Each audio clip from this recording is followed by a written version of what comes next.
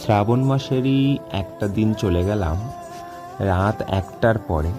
খাওয়া দাওয়া করেই গিয়েছিলাম যদিও, এবং নিরামিষ খেয়েছিলাম, এবং অবশ্যই ধোয়া জামা কাপড় পরে গিয়েছিলাম। রাত 1টার দিকে বাড়ি থেকে বেরিয়ে গেলাম বাবা ভূতনাথ মন্দিরের উদ্দেশ্যে। জয় বাবা ভূতনাথ বলে বেরিয়ে গেলাম, বাইকে করে গেলাম, আমি আর ভাই গেলাম। ওর জবরদস্তি এবং ওর ভালোবাসাতেই গেলাম, এবং সেখানে গিয়ে পুজো দেব মনস্থির করেছিলাম, এবং সেখানে গিয়ে দোকান থেকে ফুল মিষ্টি কিনে পুজো দিলাম, এবং নিজের মতন করে পুজো দিলাম। যেহেতু মন্দির বন্ধ, দেখতেই পারা যাচ্ছে মন্দির বন্ধ, এবং নিজের মতন করে হাতে পুজোর ডালা নিয়ে বললাম, হে বাবা, তুমি আমার পূজা গ্রহণ করো। চোখ বন্ধ করে তার নাম করার চেষ্টা করলাম। ঈশ্বর প্রদত্ত নামে জানি না উনি খুশি হয়েছেন কিনা।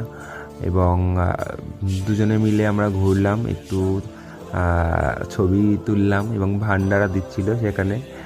আমি খেয়ে গেলেও খিচুড়ি তো আর ছাড়া যায় না, আমার প্রচণ্ড শখের জিনিস, প্রচণ্ড ভালোবাসার জিনিস। যদিও এখন একটু অন্যরকম হয়েছে, তবুও খাই, প্রচণ্ড ভালোবাসি।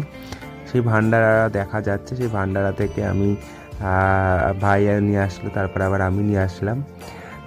তা আমাকে আবার জিজ্ঞাসা করলো যে কোন চ্যানেলে দেখা যাবে। আমি আমার মজাও করলো আমার সাথে। যাই হোক, খুব সুন্দর একটা মুহূর্ত আমরা কাটিয়েছি, এবং একটা আলাদা ভাইবস ছিল, আলাদা একটা রকম অনুভূতি ছিল মন্দিরের মধ্যেকার। মন্দির বন্ধ ছিল ঠিকই, কিন্তু মনের মন্দির যেন আমার খোলা ছিল আমাদের, এবং একটা আলাদা অনুভূতি ছিল।